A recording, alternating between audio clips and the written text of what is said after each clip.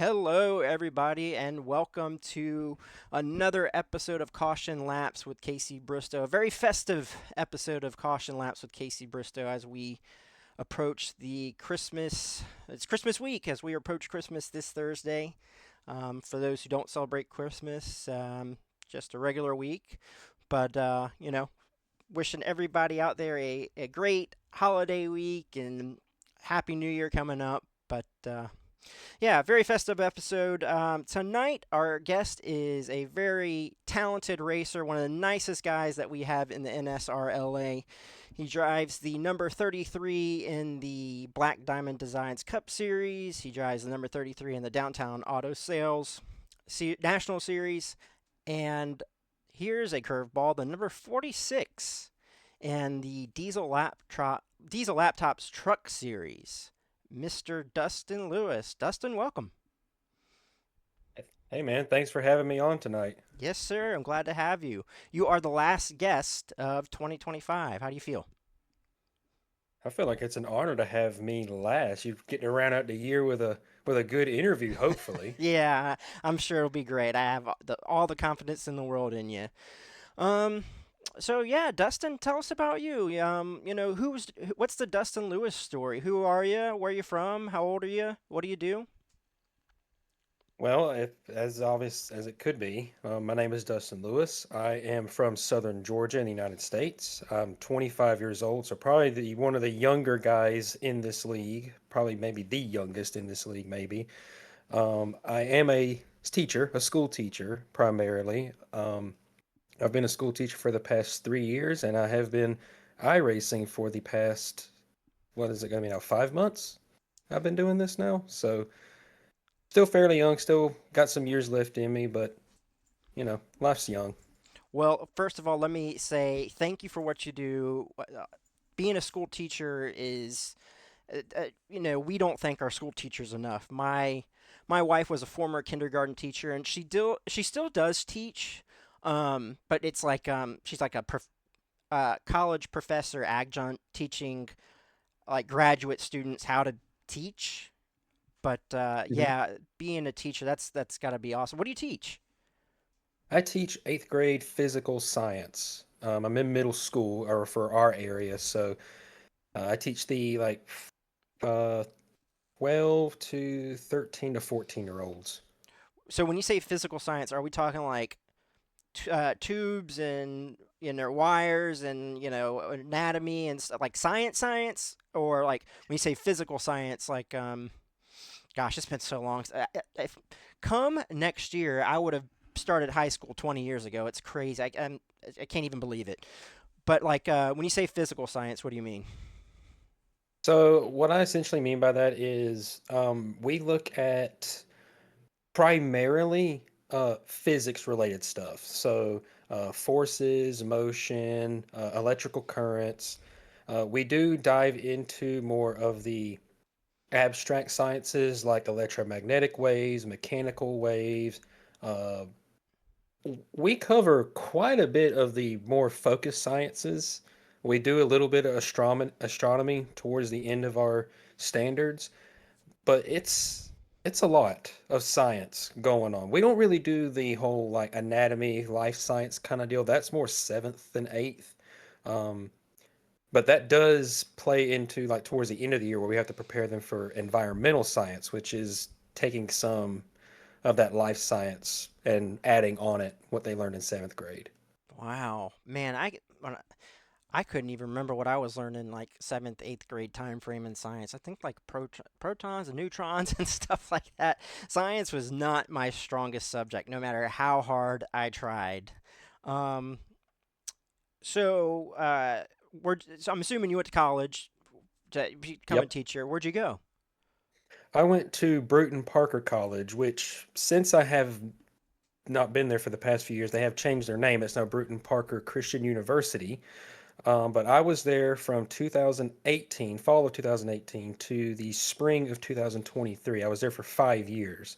I originally went there as a science major in ecology and quickly realized that that was not what I wanted to do and switched majors, which did bump me back some time because I had to take more classes that were focused towards education and stuff like that, and do student teaching and all that kind of stuff. So that kind of hurt me a little bit in terms of when I was going to graduate. But I did graduate in 2023, and then immediately afterwards, I was hired on by the school system I work in now, which is Brantley County. So, like, I'm assuming that growing up, like, did you know that that's what you wanted to do? Like, you wanted to teach, you wanted to get into teaching, or is it just, was it something late in like your high school career that you're like, I might want to teach? Like, how did that come about? Oh, in high school, that was not at all what I wanted to do. It's teaching was not even on my radar in high school. Um, I really didn't have any clue specifically what I wanted to do when I got out of college. It was more like whatever is available, that's what I'm going to take.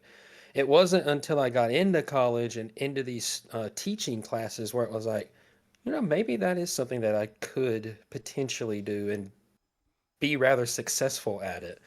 And I bet you if my advisor saw me now, the lady that did all my classes and all my student teaching stuff, she'd probably be really proud of me because the first year I taught, um, our school does a teacher of the month kind of deal where the students get to vote on who they think's the teacher, the best teacher in the building. And I think for the month of September, the second month I was a teacher, I won student teacher of the month. So and of the ones that graduated with me, I think I was the only one that got Teacher of the Month in their first year. So, uh, bit of an accolade there, I guess. Yeah, that's very impressive. Um, yeah, wow. I remember my mom a long time ago. I think might have been in like 10th grade, maybe 11th. And she asked me, I don't know what made her ask me this, but she was like, "Would you ever consider being a teacher?" And uh, I was like, no. If I were, I'd want to teach gyms, though I could like play basketball or whatever. Um, I, I don't. I Props to people that get through college. I couldn't do it. I am not very book smart. Um, although I graduated high school with honors, I often wonder, if I had put a little bit more effort in, if I could have attempted college, but it was the military for me, which, when I joined the military, I thought, I won't take any more tests. I'm done with tests. Boy, was I wrong. I think I'd take more Yeah. tests outside of school in life with regular work in the military than I ever did in school. Yeah, that's something I usually tell kids is I'm like they complain about paperwork and tests and all this stuff and I'm like it don't end when you become an adult. If anything it gets more because you don't have someone kind of hanging over your shoulder saying, "Hey, you need to do this, you need to do that." It's all on you to do it. You got to remember that stuff and that would have been my story too. Not probably not the military bit of it, but not making it in college because that fifth year was added on because I was obviously student teaching and that was more stuff, but I also was not a great student at the beginning of my college career. I was kind of skating by and then I sort of just kind of quit, like mentally, just done with college, done with trying to learn. I was just not in a good place. And I had a small come to Jesus meeting about this is where you're at. You can either quit or do better. And if you do better, you graduate, you get to do whatever you want to do with your degree. Go out of it and you got to go get a job somewhere ASAP. And I made the decision mentally to do better. Don't make D's and F's, make A's and B's. And the next 2 years of college, I made in order, I think it was Dean's List, Dean's List, Dean's List. And I think the last semester I missed it by zero point 0.1 on my GPA. Hey, well, it's probably much better than I would have done. So, man, all congrats, all the praise and props in the world to you. Um, the college you went to, like, was that like a college that you like stayed on campus, or was it close to home where you could just commute? And there's a reason I'm asking that. So it was close-ish. I couldn't commute back and forth because from where I live to where the college is, it's an hour and 38 minutes. So the commuting part would not have been, I mean, it would have been possible. it would have been a tall order. So I did stay on campus. They had designated boys and girls dorms at the college because obviously a Christian college, you don't really want a co-ed dorm because that kind of looks a little college kids, hormones, not a good look. Yeah. So they split us up, and I stayed in the boys' dorms. And the boys' dorms is always fun. I have so many good memories of the boys' dorms. Yeah, that's like I said, it was military for me, but like that's one thing I wish I got to experience was going off to college and having that college campus life, the lifestyle, being in the dorms or, going to the football game or sporting event or whatever and supporting your college. I remember being 18, 19 years old and seeing people that I graduated high school with going out and experiencing that. And I was a little sad for a little bit. Did you have a good college campus experience? Oh yeah, so the thing is about the college I went to is it's obviously a Christian university, but it is not the kind of university that you kind of think of like when you think of UGA or University of Florida or Right. University of Alabama. It's a much smaller college than those schools, and football is not a sport at that school. They are a baseball school. So baseball Okay. is their main source of interest. So they have a really nice field, really nice facilities, and the campus itself is in the middle of nowhere. um, for the lack of a better term, the closest city is Valdelia, Georgia, which is I think roughly 20 minutes from the campus. So it's not a bad drive, but it's in the boonies. I mean, you're in the trees pretty much at that campus, which helps with atmosphere because there's plenty of trails to walk through on campus that'll take you through the woods, see a bunch of like old buildings, the people that founded that school where they lived and all that kind of stuff. So it's a really nice campus, and they have been adding on to it in the years I've been out, and they've added new dorms, a brand new kind of cafeteria area. They've added on to that, and they have their own little private pond, which has big, big fish in it, big catfish, bass, There you go. big bluegill. And I mean, I was a part of the fishing team there, one of the first members of that team at that college, and I can't tell you how many mornings, afternoons, and nights I spent at that pond fishing, and how many fish I probably caught out of that pond just by being there for the 5 years I was there. So, two parts to my next question involving the college. Um, One was was your college like a D2, D3? I'm asking for a sports perspective. I don't really know how to answer that question because the teams that we had outside of mine, because we were on a more national oriented stage than the rest of the teams were, but we did not play with like the NCAA and other sporting leagues like that. We were a part of the NI or hold on NIAA NAIA NAIA, yeah, that's it, NAIA, which is like the NCAA, but more Christian oriented Gotcha. for the Christian schools. I think we were one of the better schools. I think in that division we would have been D1, but I don't really know off the top of my head to confirm that if that's true or not. But we did have some pretty stellar teams at that school. Um, the reason I was asking is because my wife went to a college called Christopher Newport CNU. It was a D3 school. She was a cheerleader there. So I was just curious if y'all schools would happen to play each other. Um, I that'd don't. be pretty cool. Maybe they may have. I'm probably not the right person to ask for that because I mainly focused on my sport. There was a few times I would kind of branch out to like baseball and softball and other sports every now and again, but I mainly focused on mine, and that was we fished for three different organizations for us, so that was a lot to keep track of all at one time. Man, that that is so cool. That's what's great about colleges. They have something for everybody. Um, Hmm. and then it sounds like your college campus was real scenic, which is like if it was me like choosing a college, I would definitely want to go to a college that's very scenic, like a place where I could walk out of a dorm room and like there's a big field of grass where I could go and sit and relax. A great example of what is not that is University of Tennessee. Now, I have nothing against the Volunteers, but like that school's like smack dab in the middle of a city, Yep. and it's like there's nothing scenic about it. Maybe their It's football got plenty of stadium. scenic around it. It's just it's very far away.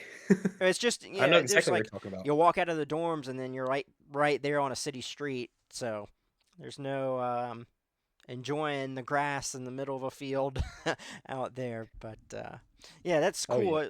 That's it's been great getting to know who Dustin Lewis is. Let's kind of transfer into racing. You've only been doing iRacing for 5 months, and we're gonna get more into iRacing a little bit down the road. But I wouldn't have guessed that you were an iRacing rookie, so to say, in your first year because you run so well. Well, I appreciate that compliment, and that's partly due to the fact that I have properly been sim racing way before I ever got into iRacing. I could probably trace that sim racing route all the way back to when I was 4 years old. And that's because I've been a racing fan since I could walk. I watched NASCAR because my dad loved NASCAR. He loved Dale Earnhardt, then eventually Dale Earnhardt Jr. when Senior passed. And I just inherited that love and passion for racing. And I kind of kept up with that all the way as I got older and got more serious into it. And it was like, hey, this sim racing deal kind of strikes a chord with me because I can't go out and buy a vehicle and go racing. That's just not financially viable for me. But this is. So I started sim racing around late 2016, early 2017, and have been with it ever since. And just recently, in the past 5 months, got into iRacing. I'm looking at your the background for this podcast is your number 46 Savage truck. It's a beautiful looking truck. I know I was talking to you a few days ago. I told you the podcast would be like us, just having a drink, having a soda, and I'm looking at it. It says Mountain Dew Kickstart Soda. Do you have your Mountain Dew? Do you have it handy? Of course I do, Mountain always. Dew is very good. It's a good. I think that's my dad and middle brother's drink of choice. They like Mountain Dew. If I'm drinking a soda, I prefer Coke. But Mountain Dew is good. Mountain Dew or Mellow Yellow, pretty much the same thing. Very good. What's your favorite Uh, flavor of Mountain Dew? so for me, it is stereotypical green for me. Just regular plain Mountain Dew is by far my favorite. If we were branching into, let's say, like the kickstart side of things, it would have to be the orange citrus. It would either be the orange citrus or the fruit punch. And that's because those two flavors just, they're so good. Now, if they had continued with limeade before instead of discontinuing it, limeade would be number one for me. Yeah, Why in the world they decided to cancel that, I have no idea. well, yeah, I get where you're coming from because I could say tons of why they discontinued where certain drinks like certain beers or whatever. I trust me, I get it. Um, was that a form of Mountain Dew or something similar? I know that It was a Dale was Jr. sponsor, but wasn't it like Mountain Dew? it is and it isn't. For me, it tastes a lot more acidic than Mountain Dew. It burns a little bit more. But it is like a subsidiary of Mountain Dew and Pepsi. Like they're tangentially related, but they are two separate companies, I guess you could call it. It's almost like they had a child. Yeah, yeah. Let's go with that. They had a child. I'll also I've you've been a great part of our NSRLA media. Whether you've had a good race, whether you've had a bad race, you're always interactive, and you guys that interact in the media. When I ask the questions, you guys make it go around. So big props to you guys. You being one of the main guys, I appreciate you for that. But like, so when you give me a interview through direct messages and then I put it into the chat and whatnot, I'll be like, Dustin Lewis, driver number 46, Savage Chevy Silverado. What is Savage? I I didn't want to look it up because 50 things can pop up when you type that in. So Savage is a firearms company, and it Okay. is one of my go-to firearm companies. My dad, me and him both deer hunt as a hobby, and he loves Savage firearms. He has too many to really count how many he actually has. And Never he can gave have too me many, brother. Never. exactly. That's my point. You can't ever have too many. That's something I inherited from him. And my first, well, I should say my second rifle. My first rifle was a single shot rifle, not a Savage. But my second rifle was a Savage 110, and I love that gun. And when I was kind of looking to design a car, not just for iRacing, but for other things that I do on like on my YouTube page, Savage would be a company that I think would have been a good fit. It has a good logo, the colors mesh really well. It just fit really well. So I just kind of rolled with it as a sponsor because it worked. Yeah, I'm looking at the pictures of the cars that you sent me that I was going to like choosing to use for a background. It's the first few that you sent me, and it's the Gen 4 car, and it's the 30 black 33, and it has Mountain Dew on it. You got some good looking paint schemes, my man. Thank you. I Quick. wouldn't think they were really good because I mean, if you look at the trading paints, if I sent the trading paint stuff, they're fairly basic when it comes to how the all the tech, the shapes and all that is done. For But sure. if if I recorded how long it takes me to get the paint schemes designed, it would take hours because I am a freak when it comes to details. Like if I Perfectionist. took that, yes, a perfectionist to through and through. I will spend minutes getting the lines equal. And if I can't get it equal, I scrap it because it's not going to look good when it's put under scrutiny. Yeah, hey, I totally understand. I had Gino Volante help me in the trading paints, make your own paint scheme. And I'm not perfect, but I feel like I do okay with making some paint schemes, but I feel like you're kind of limited. But yeah, I totally get where you're coming from because you want these things. Like I see some of these paint schemes that people make, and I'm just like, how are they doing that? These people are so creative. For my answer, they have way too much time. but Yeah, that, but yeah, I see some of these like some of the schemes I see on trading paints, like the real life schemes, and they have just these intricate designs to them. I'm like, how long did it take someone to make that? Like they didn't make that in a day. That took days, maybe weeks on end to get to look perfect. so two more questions, and then we're going to jump into our NSRLA seasons. One, so you drive 33 a lot. How'd you pick number 46? What's the reason behind that? So 46 was not a number I initially had picked for the truck series. So a little bit of background before the truck series season began. Um, the team owner that I'm with in NSRA, Aaron Espy, he asked me straight up, these races are happening on Monday nights. Do you think you can make every single race? And at the time, with school starting back, I said, no, I don't think I can make every race. Monday nights would be kind of a hard swing for me, blah, blah, blah, blah, blah. And with that decision, I got the 33 taken from me, which is fine with me. I can run any number, it don't really matter to me. And he gave me the number 46, and I was like, sure enough, I'll take 46. And it just is a number that I run with now for the truck series. Now, next year, when we do the truck series again, I might re-roll my number and try and get 33. That way I'm 33 across the board. But we'll see whenever that registration opens up. Yeah, interesting. Um, as you know, the NASCAR and racing community is really mourning with the passing of Greg Biffle. Um, it's just very tragic. And with you being a longtime NASCAR fan, if you can answer it, great. If you can't, what did Greg Biffle mean to you and his part in racing? Like, what's your thoughts on Greg Biffle? Like, I'm positive, but like, what did he mean to you as a fan? Oh, you're hitting me with a hard question now because I remember being in my classroom that Wednesday when that news first hit my feed, and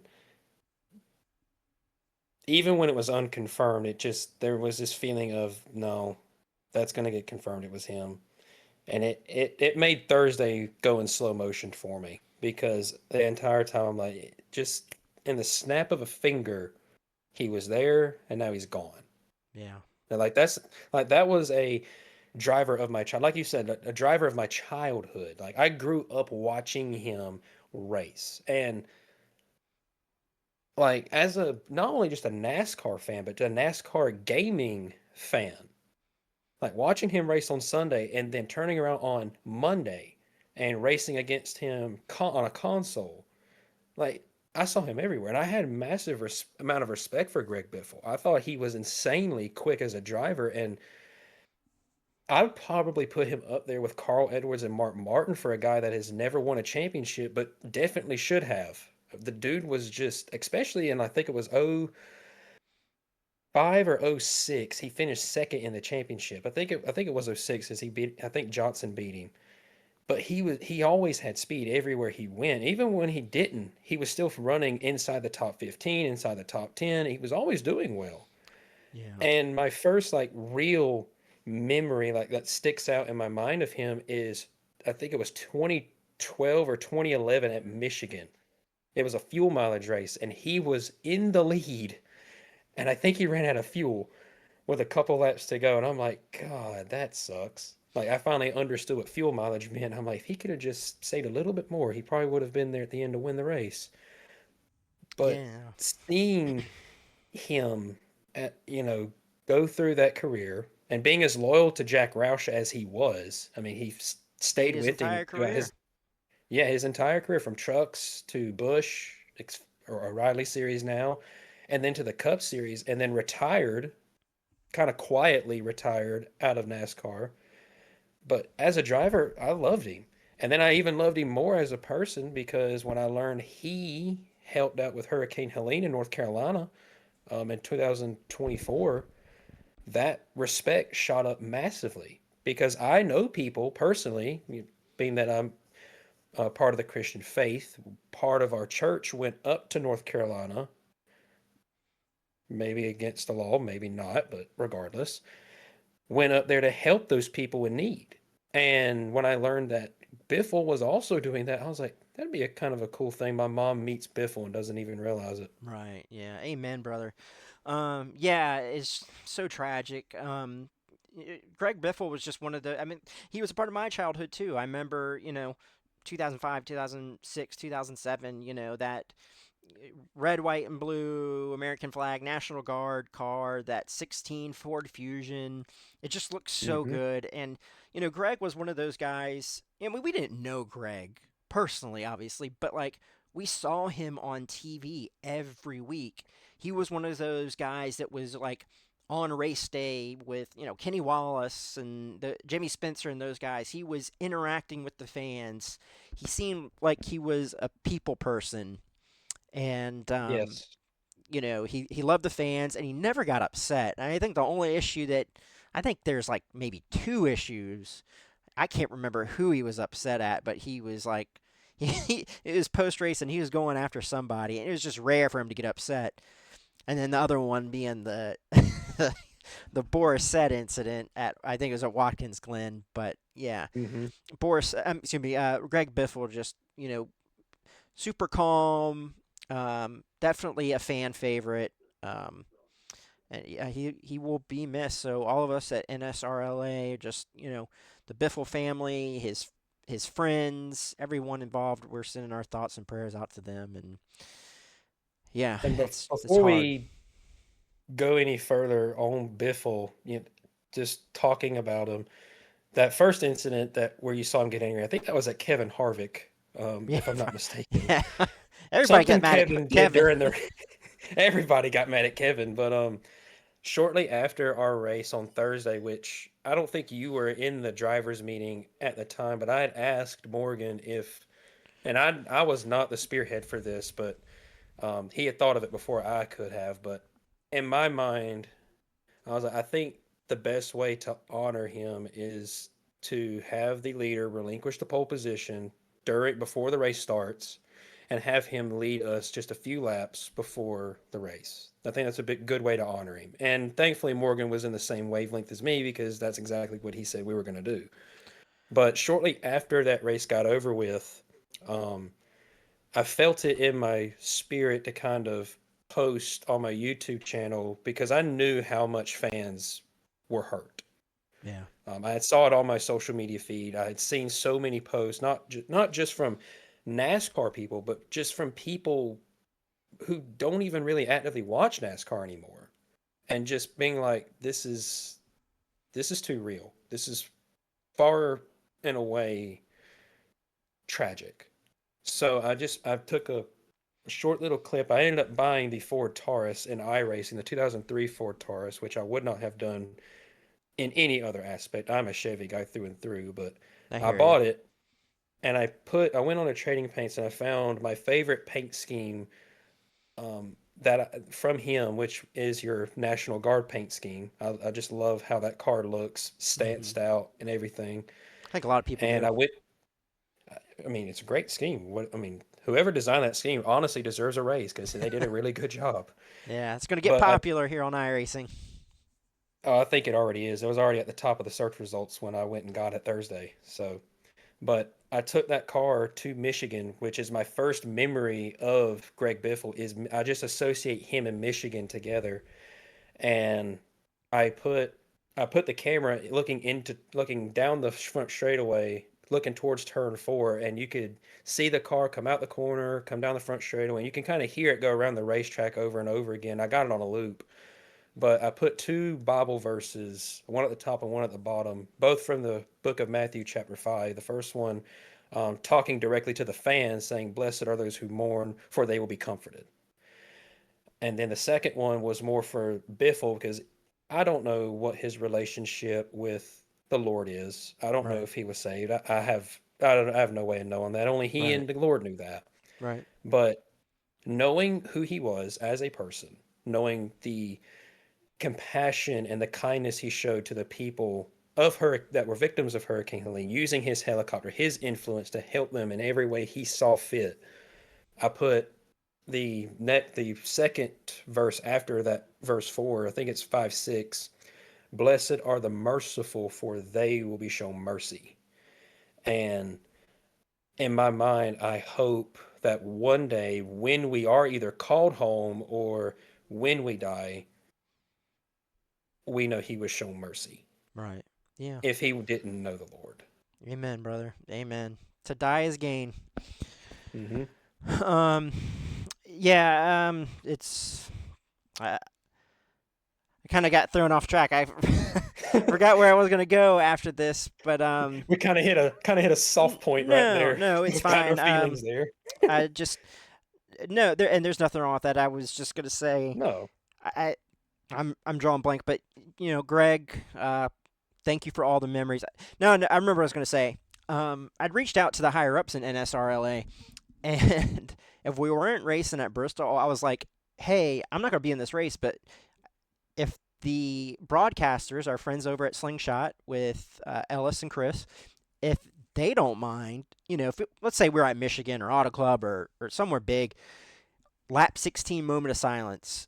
But seeing how we were at Bristol, um, it wouldn't be much of a moment of silence because it's so small.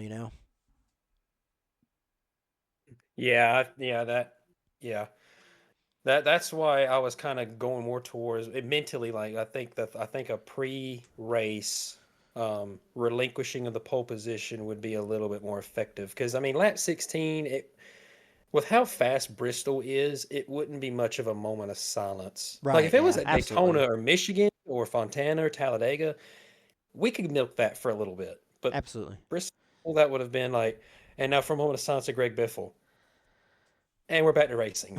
It wouldn't Yeah. be much. Wouldn't do him justice, but No, not at yeah. all. And I put that in the description of that YouTube short too. Like the words can't express the kind of person he was. Right. We can try all we want to. Nothing that we come up with will ever fit him. Right. Well, I think the NSRLA, everybody that honored Greg Biffle did a fantastic job. So shout out to our fellow competitors. They did an awesome job. And to Greg Yep. Biffle, thank you for all the wonderful memories. You will be missed. Dearly. Let's get into some. We got a break. We got a Christmas break, But it's some big playoff races coming up and a wild card race for you. But let's talk about your last few NSRLA races. You ran at Bristol. You had some solid runs at Watkins Glen, and where did we race? Where'd you race before that? So it would have been Bristol, then Watkins Glen. Uh, You ran a what was, bunch. You ran yeah, a lot. That Kentucky. I yeah, think the picture that your truck is. I think this is from the Kentucky race. You ran Kentucky, and then we ran some Cup races. Um, yeah. I pretty much participate in every race NSRLA has going on. I've got the time to kind of after work and such to kind of do the races after work and it not like hinder me in any way. let's see. Let me pull up some little research here. You are in the wild card race for the Black Diamonds Designs Cup Series at Auto Club. How are you feeling about that? Best top two of the four advance. Well, I'm slightly conflicted because on the one hand, I love Fontana. Like the old surface, the bumpiness, that track just I gel so well with that track. It's old, it's worn out, it's slippy, and you can just get the car to do whatever you want it to and get it to drive any way you want it to. But on the other hand, I have the drastic next gen car which doesn't do that. So I'm like, how in the world am I? How can I get the most performance I can out of this car for the race length that we have? And that has been an enigma all throughout the Cup Series season. Is I've been trying to figure out this next gen car, and it just doesn't drive like a stock car. It drives like a touring car, like a GT car, and having to be like, it's on an oval, but it's not a stock car, but it's on an oval. It's like I'm getting a double negative here. I don't know what to do with the car. How would you say your season's gone from trucks, Xfinity, and Cups? You've had highs and lows. You, you never get upset. If you have a bad race, you're just like, all right, that's it. We'll just move on. Um, where does that come from? I mean, you're very talented. You're able to compete for wins. Sometimes you have some bad luck. I know I was a result of one of your bad lucks at Rocking. I felt so bad because I was just gonna like get up next to you, and I think I turned you. We just got too close, and I was like, "Uh-oh, that's that's not gonna go over well." He's probably cussing and yelling on his stream, but um, No, no, no, no. But when to kind of answer that question of what, getting upset, I don't really get upset with this. To me, this is more of a game, more of a fun thing I get to do on the weekdays. So getting upset about it just seems like a waste of time. yeah, yeah, I totally get where you're coming from, and um, I get competitive. Like I don't get too upset, but like I get into competitive mode. Like I want to do good, and when I don't do well, I'm like ah. But 5 minutes after it's over, I'm like it's fine. But my competitive nature definitely kicks in. Um, I've had slights where my competitive side, blame my mother for that because that's who I inherited from. Where my competitive side kind of comes out, it only really comes out if I feel like I have a chance. Like, not only do I have a chance, but a chance that I can execute on. Like, here's a few good examples. The Daytona race for the Downtown Auto Sales Series. My competitiveness was at an all-time high because I knew I had the talent and the car under me to win that race if the cards would have fell right, which they didn't. We got involved in a lap traffic incident, which loaded me, but I mean it's a game, it's whatever. We finish the race, we move on, we go to the next race. There's always next race. Um, that's for the Xfinity or Downtown Auto Sales Series side. The Cup Series, Texas, the last race, or I say last race, the race before Daytona, I felt like we had a car there towards the end or towards like the middle part of the final stage, and then the bad tire strategy came up, and that kind of put us out of the running. Trucks, I don't think there's been a single truck race where I felt like I could win. Well, you're doing well in trucks. You're sitting seventh in the points, so you're 7 points above the cutoff line. I am minus 11. Um, I might not make it out of this round, but I don't know if I'll make. It depends on what races I can make, but it is what it is. But Yeah. I think in downtown you're sitting 12th. When did we start the playoffs for that? Isn't that when we come back, Charlotte?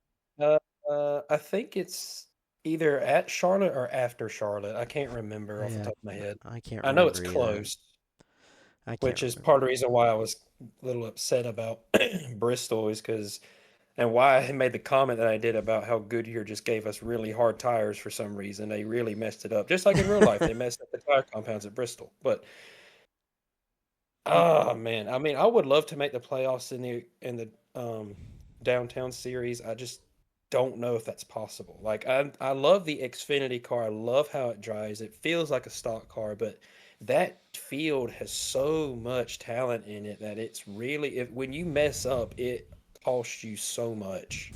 Yeah, definitely a lot of talent in that series, but I also think a lot of people sign up because, it's streamed and people want to see themselves on YouTube and have their names called. That's my guess.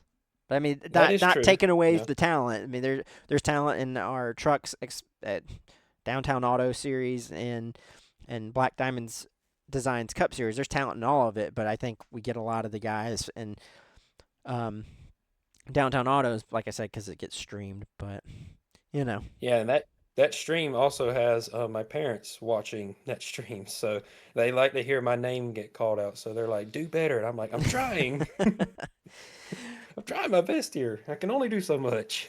You got any fun plans for the Christmas break? So, well, I'm I mean, I assuming don't you're know what you probably would in really. actual like break for school too, yeah? Yes, we went on our break Friday. We had early release Friday, and then we all went home. I actually, part of the reason why this podcast is getting recorded as late as it is, um, I actually on Saturday and partly on Sunday today. Well, I was in South Florida at Lake Okeechobee with a club that I am a advisor for. Middle school kids go down there and they fish bass tournaments. Okay. And as of to time of recording this, one of them has already clinched a trail championship Well, good for them. for that series. So yeah, I got that phone call on my way home, and I went from the low point of like my truck is messing up. I am not in a good mood to screw the truck. This is awesome. What type of truck do you drive? Currently, I drive a 2018 Chevy Silverado, four-wheel drive, and it's a special edition custom truck Okay. that Chevy had sent off. The company that made the modifications called Rocky Ridge. They put aftermarket suspension, tires, wheels, and I mean, they make the truck look incredible. And I've had that truck, I think now a year and 5 months. What would you say is your dream truck, your dream vehicle? Oh, now you're really asking the questions here. Dream truck, I would have to say that one. I love that truck way too much for me to consider having another one. Yeah, Yeah. it's giving me problems right now, but I mean, as much as I drive it, the fact that it makes problems is kind of, it makes problems. What do you expect? You use it, expect it to break down at some point. Just be ready to fix it. Yeah, I hear you. I have a 2016 Toyota Tacoma, and it's a great truck, and it has it'll have a long life. It could get up to like 400,000 miles and still Oh yeah. keep going. But right now I'm having like tire pressure sensor issues. Like I think it just might be broken. Sometimes when the weather changes, the sensors get wonky. Um, and I went to put some air in my tires the other day. I thought, well, maybe my tires are just low. I don't know, and they were just fine. And so I'm assuming that I have a sensor that is uh, broken. Going So bad. yeah, Yeah. but I will Yeah, deal with that after the fact because I'm going out of the country here to Germany on Christmas Eve. So it's not gonna worry about it. I don't blame. I mean, if you ain't gonna be in the country, that's not your problem right now. Yeah, I mean truck I still used drives to fine. have I used to have a Toyota Tacoma. I had a 2004. When I turned 15, my parents bought me that truck to drive, once I got my driver's license. And despite that truck being as small as it was a single cab, bench seat, inline four. It was a small, small truck. That truck could do anything I wanted it to do. It could go deep into the woods and it wouldn't get stuck. It could do 80 on the highway and have no issues. I almost blew the sucker up and it was still fine. It was like, I need more. This is child's play. I mean, you ran me hot. I don't care. Let's get in the truck and let's go. Yeah, I think my dream, well, not really. Hopefully, the next vehicle I own is a simple Toyota 4Runner. I just think those things look good. So that would be my next vehicle. Hopefully, we'll see. But I was asking you, any plans over the Christmas break? Yeah, so my plan is recover because tomorrow at 10 o'clock I am going to have surgery on a hernia that has developed over my belly button. I just say over, just above my belly button, which there's no telling how long that thing has been there in my body. The doctor that I went to see, he said it could be there since you were born. It could have been there just now. There's really no telling, but it's there. It's got to be removed. So I have scheduled that appointment for Monday, tomorrow, and it's just so I don't miss any time off from work. I have time to kind of relax, recover, and not be in like a high stress situation like being at work or playing baseball or coaching Right. baseball more specifically. Right. Yeah. Well, we're all wishing you a very quick surgery and a quick recovery. And just uh, let us know that once you're done, that you're home safe, and we'll be praying for you. Um, Thank you. whenever you have a situation like that medically, like I remember I once when I was in the Air Force, I got a collapsed lung.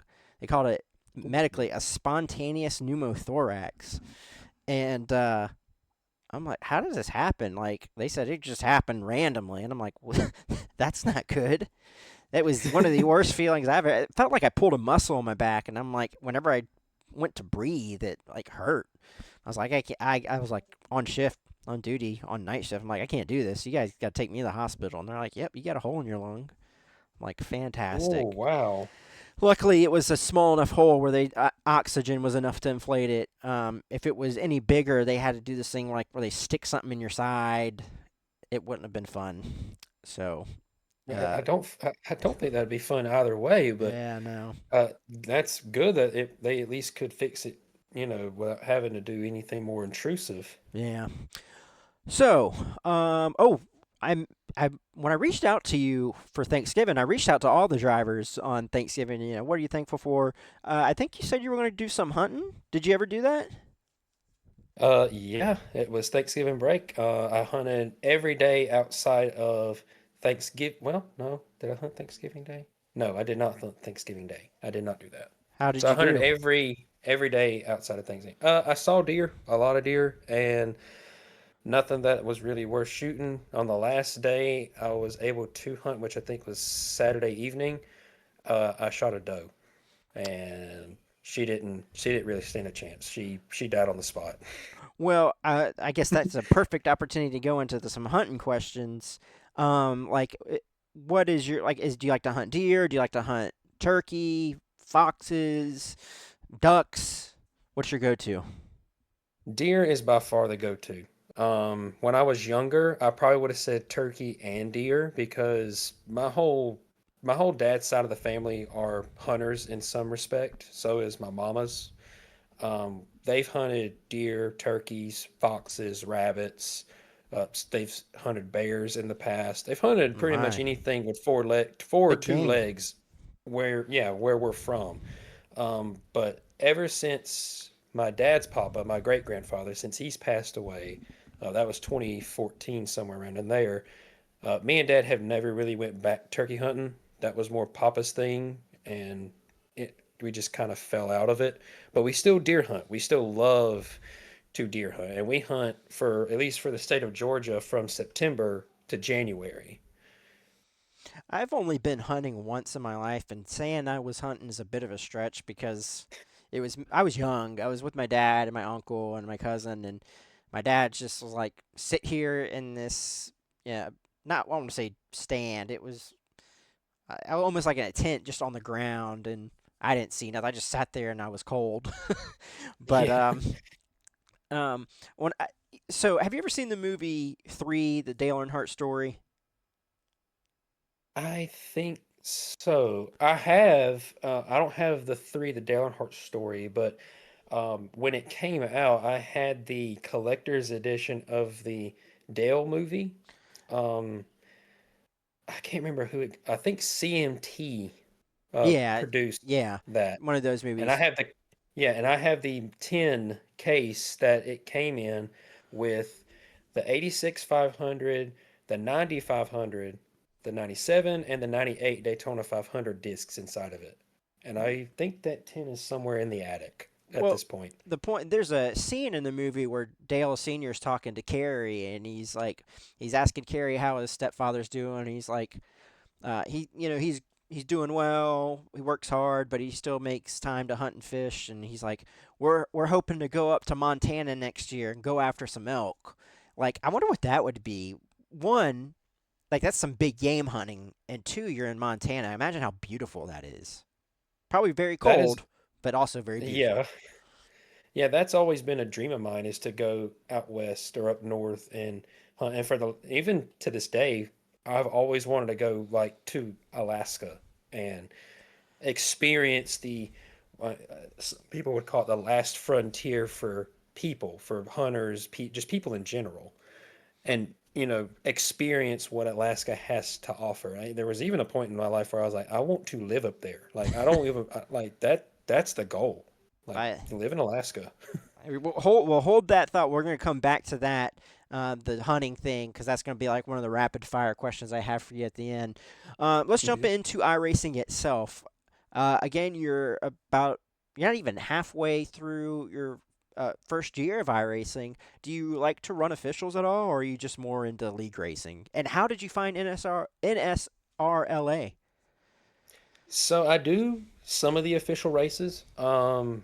I am a Class C license on iRacing, on for at least for the oval side. I'm still a rookie in formulas, and I have a Class D for sports cars. I don't even touch dirt, just because I'm not a big dirt racer. I do like watching it. I'm just not good at driving them. But Micros I are do fun. the official. Yeah, but uh I do some of the official races. I might take part in the Truck Series official races when they come around. The Gen 4 is the one that I take to the most just because I'm so used to how those cars drive. I can pretty much get that car to do whatever I want it to do and it will hold it and it will hold it for a long time. And that's just because I'm so familiar with those cars.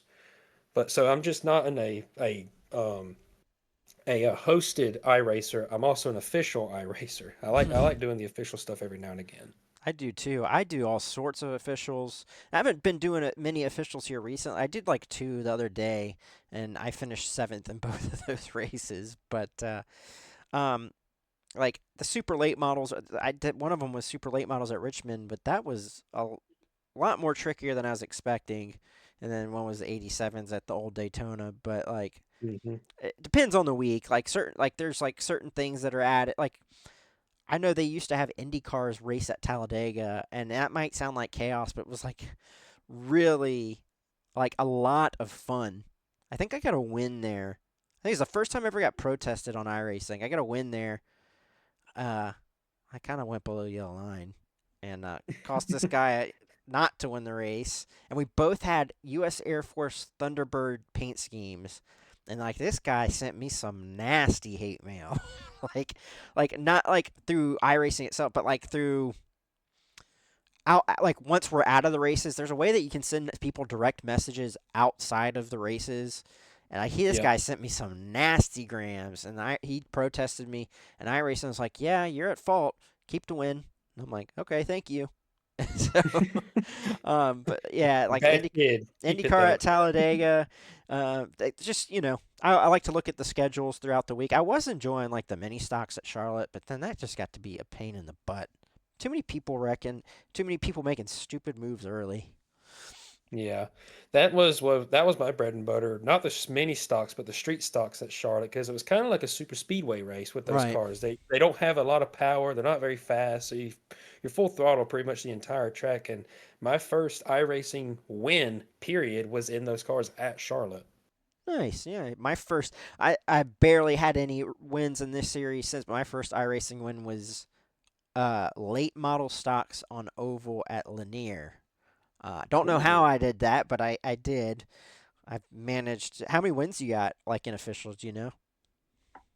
I'm not off the top of my head. I don't. I want to say it's probably around five, maybe. Okay, not too bad. Which, I mean, with how often I do the officials race side of things, I mean, I might. It could be more, it could be less than that. I'm honestly not sure off the top of my head. Hey, no, nothing wrong with that. If it's five or more or less, it don't matter. It's just generally curious about how you're doing. Some people struggle to get one, so I remember seeing something on a social media page. It's like, when was your first iRacing win? And there's just like so many people that said, still haven't gotten it yet. It's like it's that competitive. Um, Take that back. I have nine. Nine. No, 10. There you 10. go. Double digits. Very good. Yay. Yay for um, me. what do you want to see added to iRacing? Like, this is what I ask all my guests on the show. Like, I think Morgan Cook said he wanted to see. I think he said choose cone. Oh, I think it was Morgan that said choose cone. I could be wrong. If it was Morgan, cool. If it wasn't, sorry, Morgan. Um, what would you like to see? Like for me, it's like add these cars. I'd like to see that, or maybe blown tires because you ran over someone's debris. What would you like to see added? So, True's rule, I think, would be a cool thing to add. I agree with Morgan on that. I would be very curious to see how that would get coded into the game. Not only coded, but added to the tracks that could officially do choose rule. That would be a very interesting conversation to have with a dev or with somebody who knows the devs or anyone like that. Blowouts, I would love to see blowouts. I would probably be really mad at the blowout because I would probably be the one to find the debris, but I would love to see blowouts. But the thing that I think I would love to see them add at some point, it is car related, and I think you'll see some of my bias here. The other two 2003 Gen 4 cars. So like Dodge and Pontiac. Yes. I mean, I know the Chevy body is close to the Pontiac body. I know the Ford body is close to the Dodge body in terms of overall shape. But if we can have the Chevy Monte Carlo, the Ford Taurus, the Pontiac Grand Prix, and the Dodge Intrepid, we would have the equivalent to the Infinity Stones for Thanos in iRacing. Like this would be incredible. We would have the amount of content we could get with this is incredible. But we only have two currently, and while I am happy they got the two most popular ones there, the Chevy and the Ford, I'm like, I'm sure Dodge would has one lying around you can scan. I mean, Pontiac hasn't been a thing in years, but I know Pontiacs exist. Someone Right. has bought them. Right. That was my first vehicle was a 2002 Pontiac Grand Prix. That was a great vehicle. I loved it. But I would love to see them add that because, I mean, if we're doing it based on the 2003 version of those cars, which that was the reason why I got iRacing was because of the Gen 4 cars, because I knew they were adding them. I'm like, oh my God, they're doing a thing. I have to be a part of said thing. I would love to see those two cars get added just because that would think about the not only the competition side of things, but think about like the season rosters you could have with that. Think of the legacy tracks that we have in iRacing. Like that, we could make an entire 2003 season with those cars. Yeah, well, I mean, Dodge is going to be coming to iRacing sooner or later because with them racing in the Truck Trucks. Series next year, which is very soon. Yeah, you've got to Yeah. figure iRacing is probably going to be adding it. And then you'll see. I mean, you can find Dodges on iRacing now in terms of late model stocks. People create, Dodges and whatnot, but you'll probably see more of those. And I'd like to see like cars from, I've said this before, but cars from the 60s or 70s. I think that would be a lot. I think that would be cool, a lot of fun.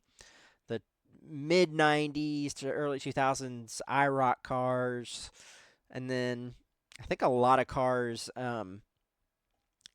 or that aren't used, like let us run them in AI. I feel like there's a lot of cars that we could run in AI and they don't let us run them, and it's a bit ridiculous. Yeah, So I agree with that. we There's had, a few cars, not oval related, I would love to see. Like, think about like the old, like early 2000s GT cars or the American Le Mans Series road racers, like the M3 GTR, the 911 any of them, NGTs and stuff like that. Like those, like I know those cars exist. Like, come on, any of you're them. you're, yeah, any of them. I mean, give us. Like the modern stuff is awesome. Like give us LMDHs, give us the current GT3 class. But I mean, you got some guys, you're missing some money out here. I mean, PMR is kind of taking that money away from you because they have the NGTs and the GT cars, the old cars. Give us those. I mean, yeah, they're not officially used anymore, but let us dream a little, okay? Absolutely. Look, I think Greg Hill over there, I think he's the senior vice president and executive producer of iRacing.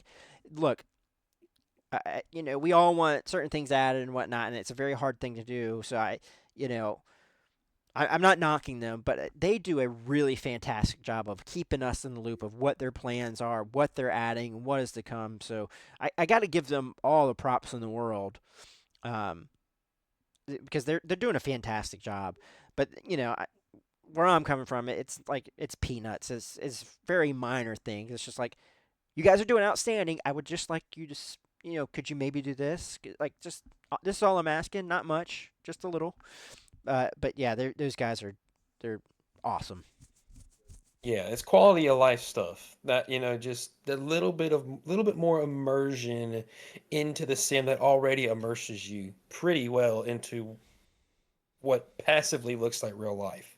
Absolutely. I think one of the new things that are coming, I can't wait for this, is the NASCAR Euro Series. They were talking about that, like NASCAR Euro Series. I think is having a sponsorship or partnership, excuse me, with iRacing, and so I think that's one of the new things. Maybe for season two for the 2026 season. I don't know, but I know that's coming. So yeah, just looking That would forward be to it. a that would be a very fun series. I can almost I've seen some of the Euro Series races and the stuff that they put on across the pond for NASCAR is it's honestly some of the best road racing stock car wise you get. I mean, they had a car. I think they were at oh crap, What's it called? Valencia, and they had a car barrel rolling at a Nice. road course. Like, It happens. what events has to transpire for that to happen? Not good ones. But Not good but events. I think the Euro Series will be very popular on iRacing. But talking about series that, are getting added or one that I would like to see added that is not currently there, Trans Am. Oh yeah, good one. Good call. I think that would be real popular. Like Those cars how look Trans good. Am is being slept on is beyond me. Like I hear them cars, I'm like, Well, it's NASCAR, but with time wings. time out. Are we talking about like modern day Trans Am or like 70s Trans Ams? Either one, I will take both. Um, I think the 70s cars would look so good. Well, they would look at speaking on, classics like that, but the GTO class would be nice. They already got the Audi in there. Give us the Mercury, the Chevy Camaro Z28. Give us the RX-7 of that era. Mm-hmm. Come on. You want to talk about some great sounds right there. Take us to Sebring. We're finna have a throwdown is what we're finna have. Look, 5 years from now, when you're turning 30, you're gonna look back and be like, "Man, I can't believe, you know, what we had now in 2025, and then in 2020, 2030, you're gonna be like, look at what we got now. I would have never thought we would have had that." So, like I said, Oh some yeah. cars need to be added to just AI because there are some divisions that just get no love whatsoever. It's sad. It's unfortunate. It is. It is. I was like that with the Gen 4s when they initially came out. They didn't have the AI attached to them. I'm like, come on, I just want to run Daytona '08 with these cars, please. All right. But Well, it is time for some rapid fire hunting questions. So I'm going to hit you with 5 rapid fire hunting questions because you're a hunter. And yeah, just answer them as honestly and as you can. Are you ready? alrighty, I will do my best. All Yep, I'm right. ready. All right. So we kind of got an answer here, but I want you to give me the answer. So, what is your absolute dream hunting spot if money, tags, and time weren't an issue? Where are you going and what are you hunting for? Alaska, and I don't think it's possible to narrow it to one animal, so I'll give you three: Sitka blacktails, Kodiak bears, and the Alaskan moose. Oh, man. You're going after some monsters. Well, blacktails just because they're beautiful to look at. They're smaller, they're way more cautious, they're hard to hunt, but they're very rewarding. Kodiaks because they're just freaking huge, and that would be just awesome to have anywhere. And Nice Alaskan moose trophy. because that's the biggest moose you got. Do you have any trophies at home, like any mounted? So I have two deer that are mine that we have mounted. I have my first, which was a 6 point buck, which he's nothing, huge, but for the first deer that you ever take, I mean, heck, I mean, that's awesome. And then I have the second buck I ever killed, which was an 8 point. And he, while not antler wise, is very immaculate. Body wise, I think I was maybe 11 when I shot him. I was smaller than he was. He was way bigger than me. And I mean, keep in mind, 11 years old, you think, oh, you were fairly small. Well, I mean, I was like 130 pounds maybe, Hmm. and he dwarfed me. I mean, he was just a big deer in general. So, the next question is what is your dream hunting weapon? Are you like shotgun, bow guy, bolt action rifle type Oh, of guy? What's your go to? Or what is your oh, dream? And then, like, what is your go to right? Like, what do you use on the regular now? dream. That's oh no, dream. All right, I'll come back to dream. Give me a minute on dream. But currently, I hunt. So with our hunting seasons, we have three of them. We have archery, we have muzzleloader, and then we have rifle. So in bow season, I hunt with a crossbow. That's just what I've been raised to hunt with, and it's a Wicked Ridge RDX 410, or excuse me, Fury 410, and that's a 410 feet per second crossbow. Not the fastest crossbows on the market, but one of the quickest on the market. And that's my go-to bow. My go-to muzzleloader is my dad's old muzzleloader, which is a Thompson Center Black Diamond, and it's an inline muzzleloader. So in order to make sure it shoots, you have to kind of cock the hammer back and then put the primer in and leave it cocked. So it's a little, if it gets knocked around, it might go off, it might not. It just depends on whether the safety's on or not. Mm. So it's not the safest gun in the world, but it does get the job done. It kicks just like a 243. And then currently, my go-to rifle is my Mossberg or not Patriot 4x4, which is a 300 Win Mag, which is the same caliber my dad primarily hunts with. So currently, that's what I hunt with. Dream gun would probably, which I mean, I could buy it right now if I wanted to, but it's going to cost me a kidney and a leg and an arm. But it would have to be a Marlin 336 in either 3030 or 4570. I'll have to look that up. Marlin 336, you said? Yep, it's a lever action. It's a lever action rifle. It's an old school Oh, wow. kind of gun, Looks like and a I have cowboy gun. always yes, I have always from the time I started, was I introduced to hunting to now, I've always loved a lever action gun. Just the mechanics of it, the shortness of it, the fact that you can aim quick, shoot quick, and it just every time I hold one, I'm like, I want it. I want to go outside and I want to hunt things with this thing. Like I feel like I could take on the world with this. I'm not a big hunter. If I'm on the side of like hunting or fishing, it would be fishing. I don't fish a lot, but I would be more of a fisherman than I am a hunter. But if I were to have well, I already have it, but like I love a good bolt action rifle. Something about it, like just working the bolt, it's a thing of beauty. But my dream rifle, like I said, I already have it. It's an antique. It's a 1919 3 Springfield, like ones that the U.S. Army Ooh. was going to use in 1919 if World War One hadn't ended in 1918. Like if the war had continued into 1919, it would have been used for the spring offensive. Um, Yeah. so I have one of those as an antique, but like if I could have a million of those, I would, and that's what I would use for hunting. Well, because one, it's 30-06. That pops a punch. It helped Oh win yeah, it two world does. wars, so Oh it's yeah, it's a definitely. it's a legend. And then I think it would be fun to hunt wild boar. Just don't let them get too close because that's a bad day. Oh yeah. Yeah. That so Mike, okay, question for you then. Is the Springfield that you have sporterized, or Nope, is it nope. as it was built then? Yeah, as it was back then. I got that as Cool. I shot it at the range, but it was kind of like a like this is a war horse, and if there it's so I have a couple of antiques. It's the 3 Springfield, 1903 Springfield.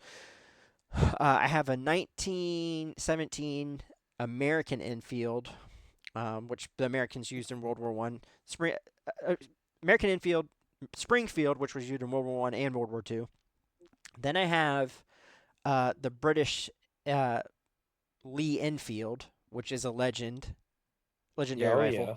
And then I have an M1 Garand, which is just a game changer for World War II. So the next two that would be on my list in terms of war horses would be there's three actually. One would be what uh, the Germans would call a war crime stick, the trench guns. Yep. Yep. There's a Yep. funny video I'm I with you. saw. It was like, imagine being 19 years old, clapped on morphine, and you go over the top and you scare some Germans. That trench gun would be awesome. You slam fire it. Oh my goodness. Just talk about Oh just yeah. devastation. I don't know how those guys. I couldn't imagine. Just you just pull your finger and just wrap the pump back. Just some wild stuff. The next one, another legend from World War One to World War Two, and maybe a little bit in Korea. Browning automatic rifle. Now, Oh, the oh, I BAR, love my it. I lord. love it. If Yes. I'm playing, have you ever played? Man, we are getting so off topic of iRacing. It's okay. It's fine. This, like I said, this podcast is It's about a you, Dust. podcast. It's about you. Um, have you ever played? It's not War of Rights. No, that's a Civil War game. It's a World War II game. Dale Jr. likes it. He talks about it all the time, and I'm drawing blank on it. It's a World War II. Hell Let Hell Loose. Let Loose? Yes, yes. Yes, A- I've played that before. I've anytime I play that kind of game, actively play it still. I'm automatic rifleman. BAR. I get you're on the German side. Nope, quit. Try to get to the Allies, and I go for the BAR. That's my go-to. I hear they're making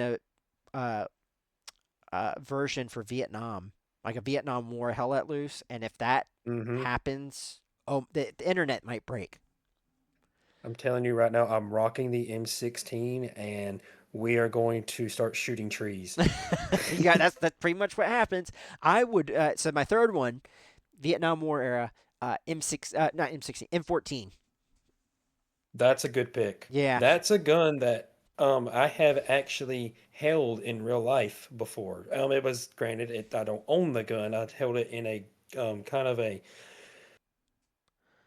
I don't really know what you even describe this store as. It has literally everything. It's like the Walmart of knives and guns. I mean, I don't know how else to describe it other than that. a But they great gun had store.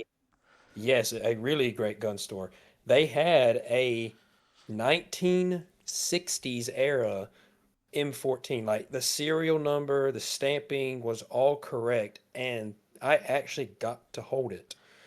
Granted, when I Legendary. asked the guy how much was it, I think I think I saw a ghost because the price was just in way into the four-figure range, and I was like, oh.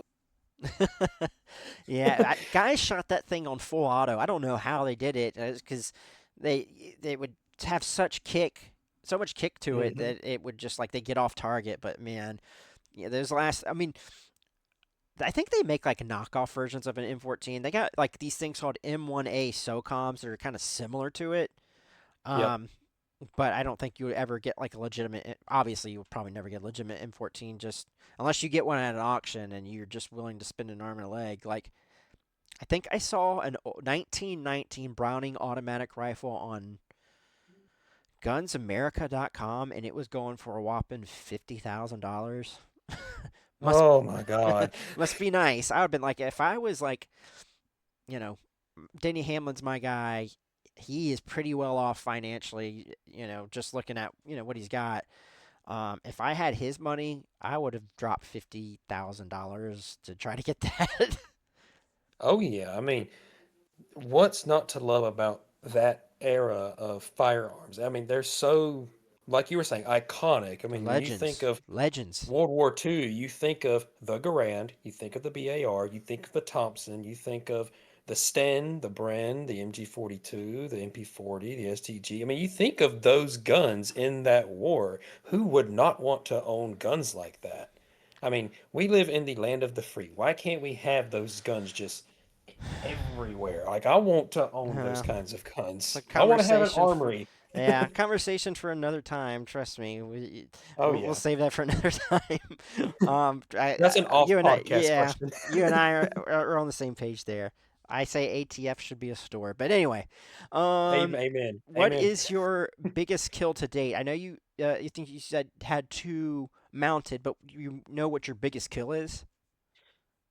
It would have to be either the one that I have mounted on the wall, the 8 point, or the one I killed 2 years ago in November. So, and there is a good story behind that one, but I'll keep it kind of short because of time sensitive stuff here. But There's no time. I mean, that we've doubled like the last few podcasts. We're going on an hour and 16 minutes, which is fine. Take all the time you want. Usually it's like the longest before this is like 40 something minutes, which is fine. I'm glad we're rolling. Do your thing. the most introverted guy probably in the whole league has got the longest podcast episode. They're gonna be like, he don't talk this much, but I do. If you get me talking, you won't get me to shut up. But I'm the same way. that deer. So I was hunting completely alone. The deer I shot 2 years ago, which I mean, I had been hunting alone for a little while, but usually my would go with me. We usually hunt together. That particular day, he was not in the state. He was actually on his way home from a business trip, which he works for a railroad company here in the South, and they've been traveling all over the eastern corridor of the United States for the past couple years. So he was off doing that. Well, I get I hunt that morning, don't see anything. Get up in the tree that afternoon about 12, which we climb trees. We don't sit on the ground or nothing. We get a put a climber on our back. We go in the woods and we climb a tree.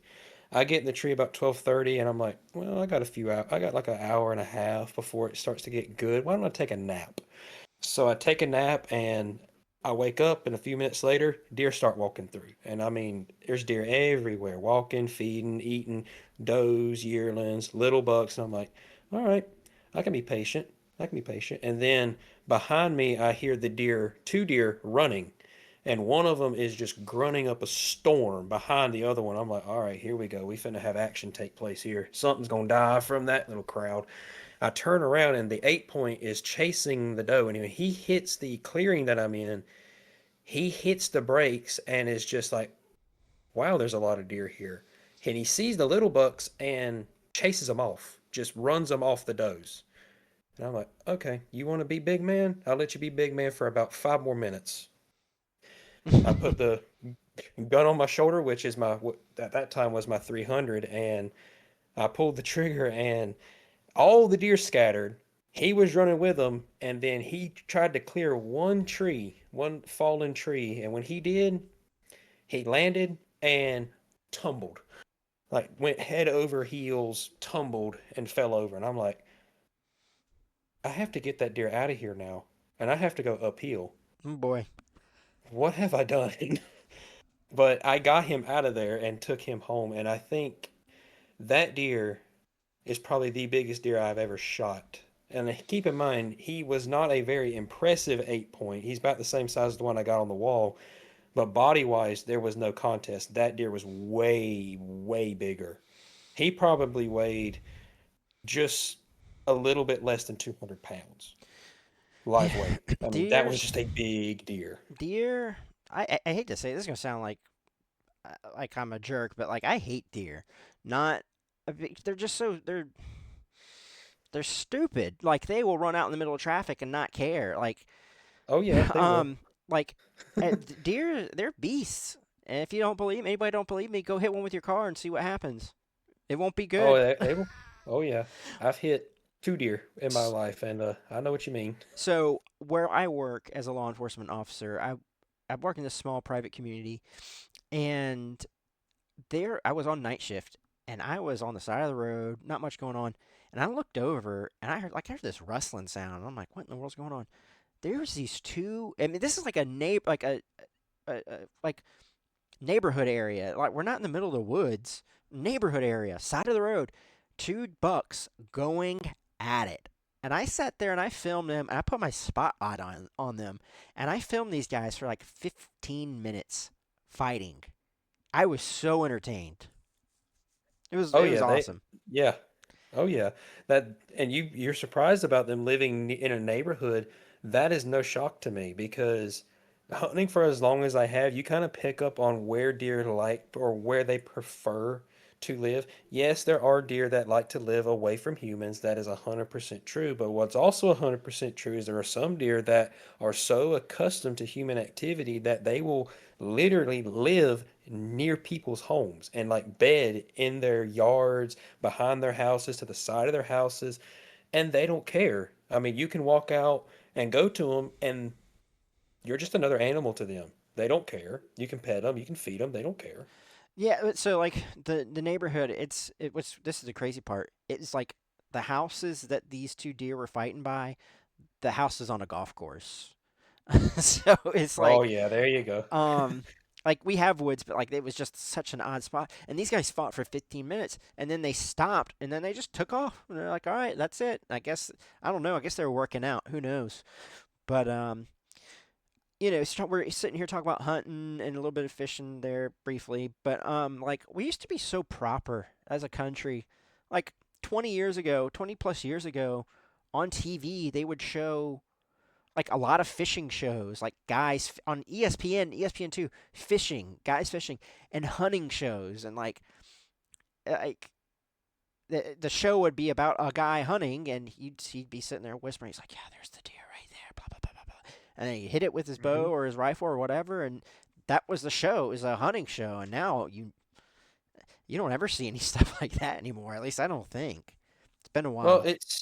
it's due to how the entertainment landscape has drastically shifted these past, like you said, 20 years. I mean, I remember when I was, growing up, we had cable for the longest time, and then we got to DirecTV. This is before streaming was ever a thing. DirecTV had two, technically three, outdoor channels. You had Sportsman, you had Outdoor, and you had the Pursuit channel.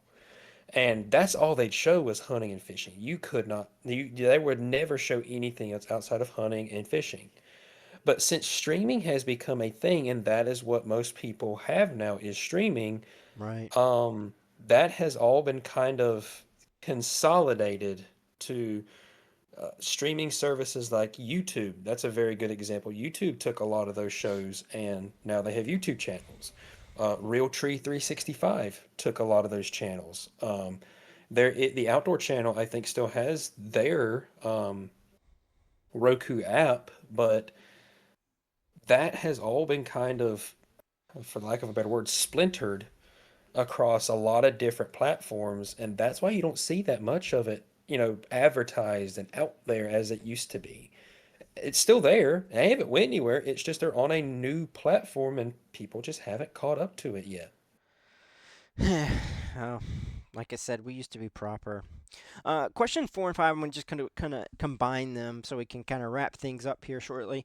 Um, number 4 is what is your favorite thing about hunting? What's the one part that keeps you hooked on it no matter what?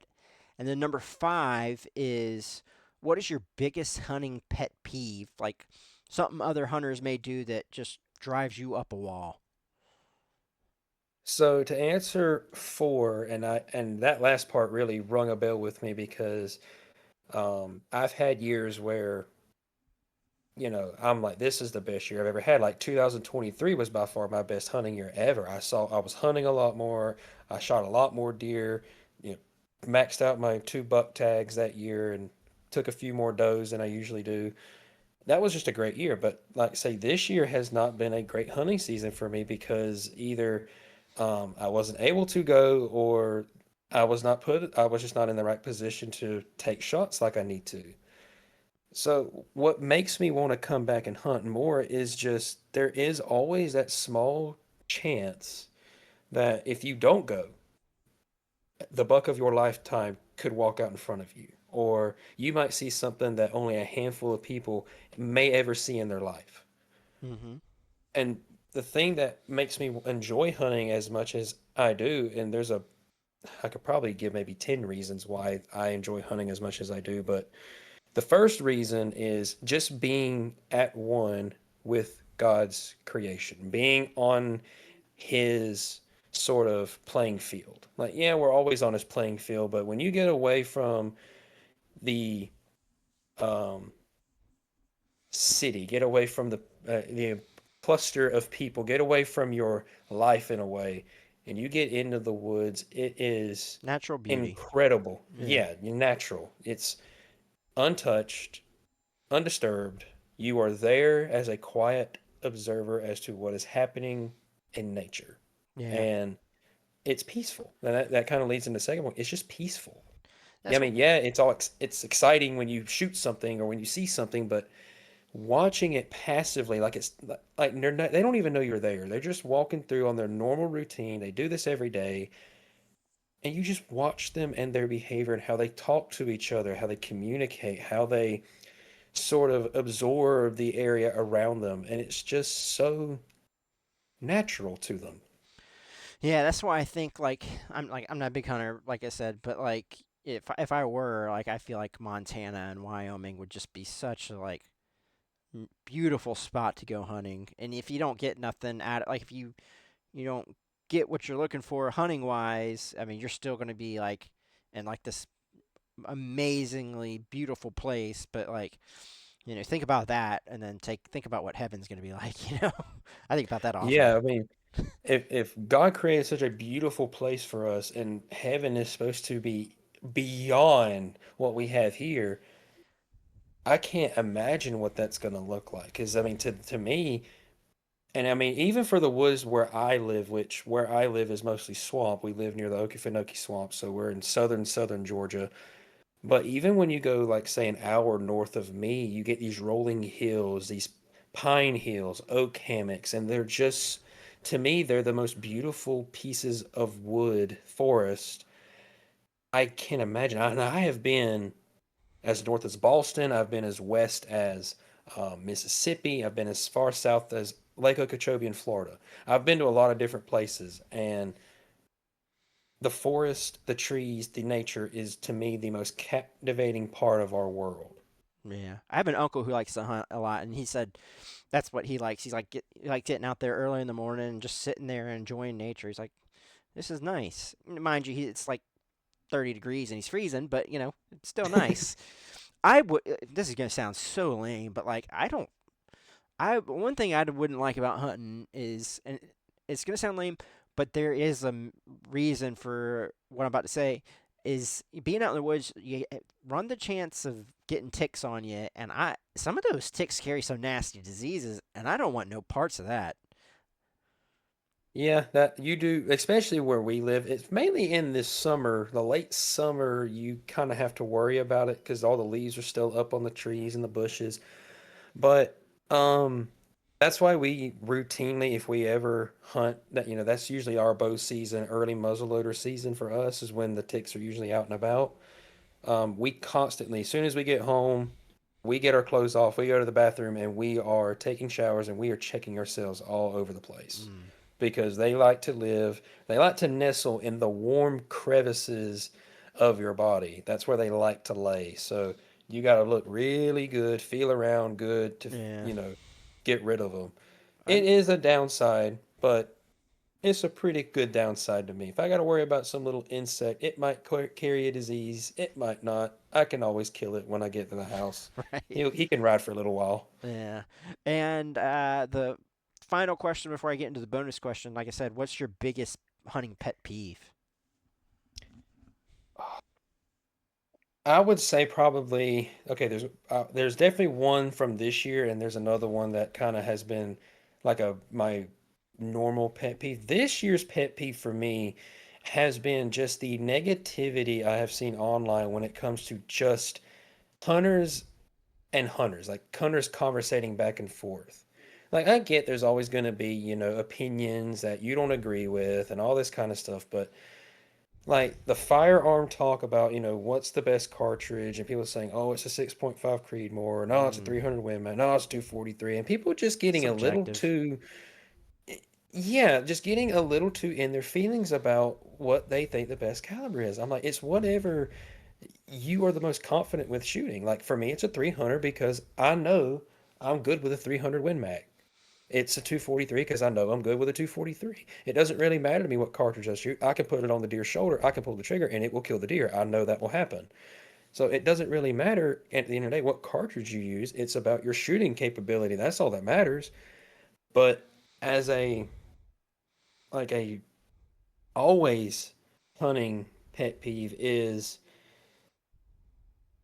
the I don't know. I want to really figure out a way to word this and it I makes can't hit sense. that. Well, that's your trigger pull. That's your trigger pull there, sir. Yeah. Why did I shoot so far up? Well, I mean, you slapped the trigger. What did you expect? I mean, come Yanking it. on You're now. yanking it. Yeah. But I would say the lack of awareness when it comes to walking in the woods. Oh, Just yeah, I bet. Woo. and I mean, I have been guilty of it one time. I didn't disturb no one hunting, but I did get lost.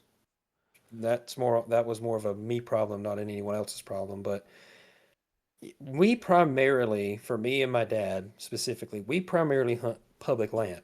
So it's not our property, it's state property. Anyone who has a hunting license who can hunt will hunt out there. And when you're hunting public land, it is a race to get to your spot first. Mm-hmm. And if because everybody is hunting the same area, some areas on that property get hit harder than others. And if you go to a piece of the property where you're like, hey, I want to hunt here, well, there might be two other people that are also looking to go there. And if you're not there first, you're out of luck. You got to go find somewhere else to go. And with some people, you get there first, you sit in the tree, it is way before daylight, it's dark, and you just see a headlight in the woods walking to you. Like, dude, really? You saw where I was parked, you knew where I was at, and you still decided to walk in here. And then you have to flash them out, and then they have to turn around, walk back out. So you got to let everything settle back down. It's just like, dude, have a little bit of awareness. You see a truck there, don't bother walking in there. Just assume I'm here, and it's or and this is another part of it. People just walking around in general in the woods, like without any really rhyme or reason, just walking.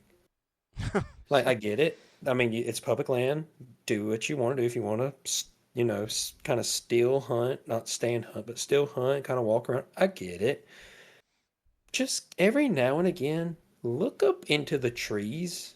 I mean, we have to wear orange vests regardless if we're in the stand or on the ground. An orange vest, I think if you're looking for it, kind of sticks out a little bit.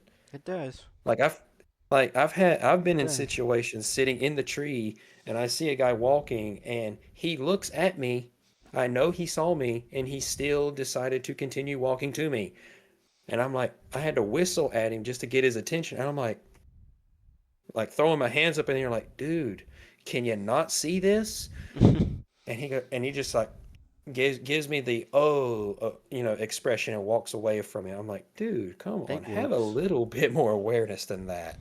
Yeah, situational awareness. It's important. Wow, man, we've been going on long You have the record now at an hour and a half, hour and 34 minutes. Uh, Let's go. I got a record in good something. job. We're about here at the end.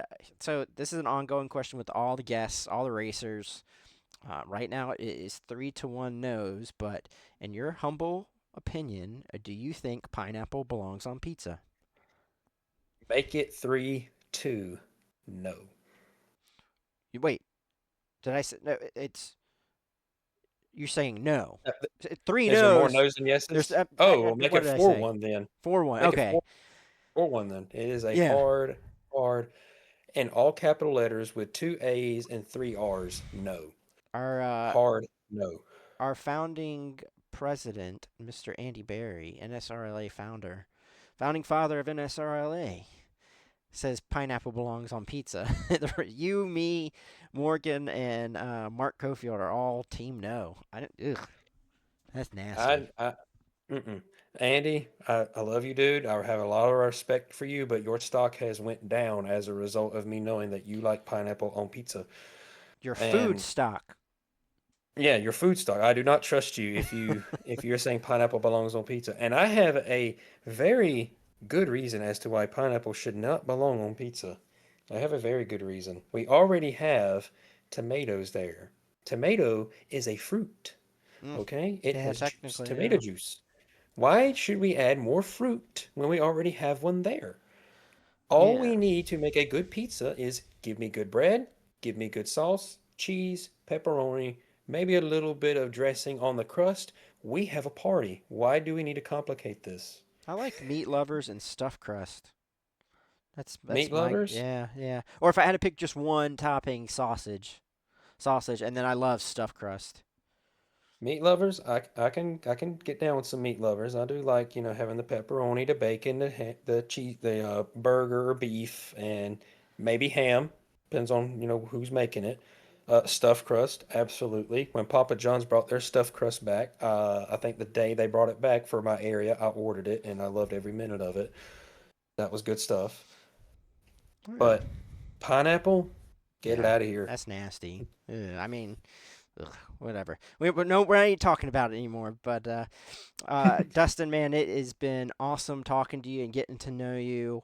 Um, I just want to say that this episode of Caution Laps with Casey Bristow is dedicated to Greg Biffle and his family and those tragically lost in the plane crash. So, yeah, dedicated to them. Any final thoughts? Any words for the guests listen, not guests, those who are going to listen to this later? Dustin, just any words of encouragement? Anything you want to say? What's going to the holidays and the New Year? I will say, let's start off with the New Year's, the holiday. I hope everybody who watches this podcast, whether you're an NSRLA member or not, if you're just a casual viewer, I hope your Christmas is merry. I hope you have a great Christmas. I hope you have a great Happy New Year. Um, as far as for next season, being that our schedule is going to be very different, be prepared. You're giving me time off, which I'm going to take and use well. Not only that, you're giving me a span of time to kind of practice and get better. Expect me to get better. But I don't think I have anything else other than Merry Christmas, Happy New Year. Be ready for our next NSRLA seasons, Cup, ARCA, Truck, and um, Downtown Auto Sales Series, National Series, because I think that this coming 2026 season is going to be huge for this league. Yeah, absolutely. And then, we got the media team thing going, which is a big hit. And I'm not trying to brag about myself. Don't, I mean, it's just a lot of people seem to like it, which is good. I'm glad. And then hopefully I can get Well, better at this podcast and stuff. Like I can get our faces on here. I'm still working on it. I tried doing that, but it just comes out a little bit grainy. So I got to work on some things. But yeah, and I will, and you're not really what's the word I'm looking for here?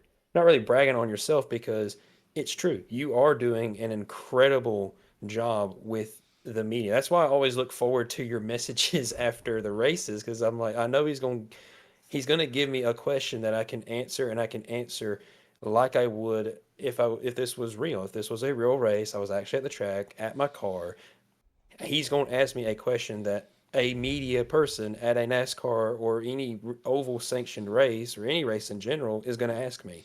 And that just helps with the immersion aspect of what we're trying to do in Yep. this league. Yep. I picture myself like, like, one of the pit reporters, I ask you the question, I put the mic at the end, so it's like I'm sticking the mic up to you, and I have my headphones on, and then as y'all are typing what you're typing up, I'm like standing there just nodding my head, like, yep,